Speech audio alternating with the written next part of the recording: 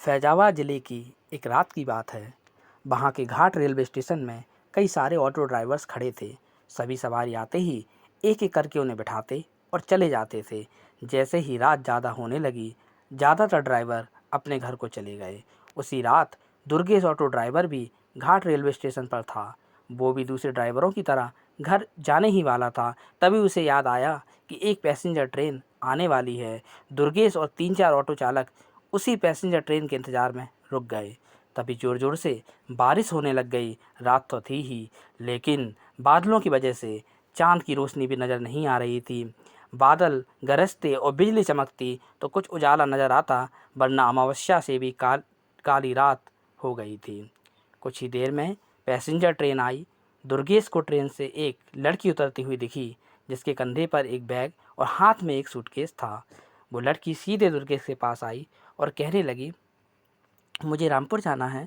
दुर्गेश ने कहा कि अभी बहुत रात हो रही है, इसलिए 700 रुपये किराया लगेगा। अगर आप सुबह जाएंगी तो मैं 200 रुपये में ही छोड़ दूंगा।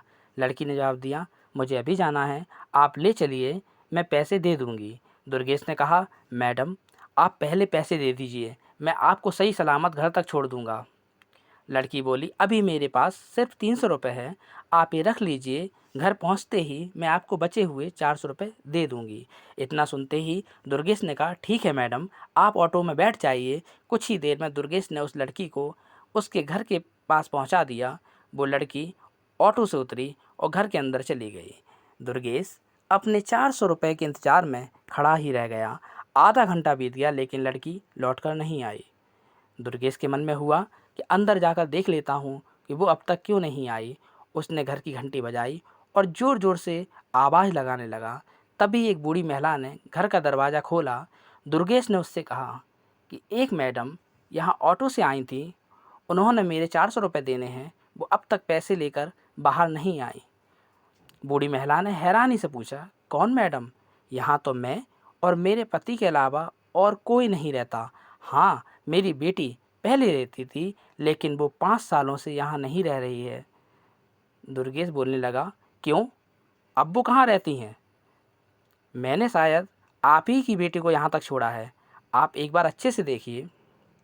बातों ही बातों में दुर्गेश की नज़र सामने दीवार पर गई। वहाँ उसी लड़की की तस्वीर लगी हुई थी, जिसे वो ऑटो में बैठा कर लाया था। दुर्गेश ने बूढ़ी महिला से पूछा, वो दीवार पर जिसकी तस्वीर लगी है वो आपकी बेटी है? बूढ़ी महिला ने जवाब दिया, हाँ, वो ही मेरी बेटी है। क्यों, क्या हुआ, तुम ऐसे क्यों पूछ रहे हो? हाँ, जवाब सुनते ही दुर्गेश बोल पड़ा, माता जी, मैंने कहा था ना कि मैं आपकी बेटी को ही घर लाया हूँ। यही मेरे साथ ऑटो में बैठकर आई थी। आप अब जल्दी से मेरे पैसे दे दीजिए। देखिए सुबह भी हो गई है, मैं कब से यहीं खड़ा हूँ। बूढ़ी महिला ने दुखी मन से कहा, बेटा ऐसा नहीं हो सकता।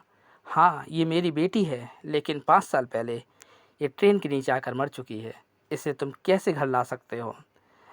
ये सुनते ही दुर्गेश के होश उड़ गए। वो तेज़ी से वहाँ से भागा। जैसे ही वो ऑटो के पास पहुँचा तो देखा कि उसकी सीट में 400 रुपये रखे हुए थे। उसने वो पैसे भगवान के सामने रखे और मंत्र का जाप करते हुए आगे की ओर बढ़ गया। उसके मन में हुआ कि आज तो सवारी बैठाने और पैसेंजर ट्रेन के लालच में मेरी जान जाते जाते बची है। उस दिन से दुर्गेश ने रात को ऑटो चलाना ही बंद कर दिया। वो सिर्फ दिन के समय सवारी लाता व ले जाता और रात को घर में आराम से सोता।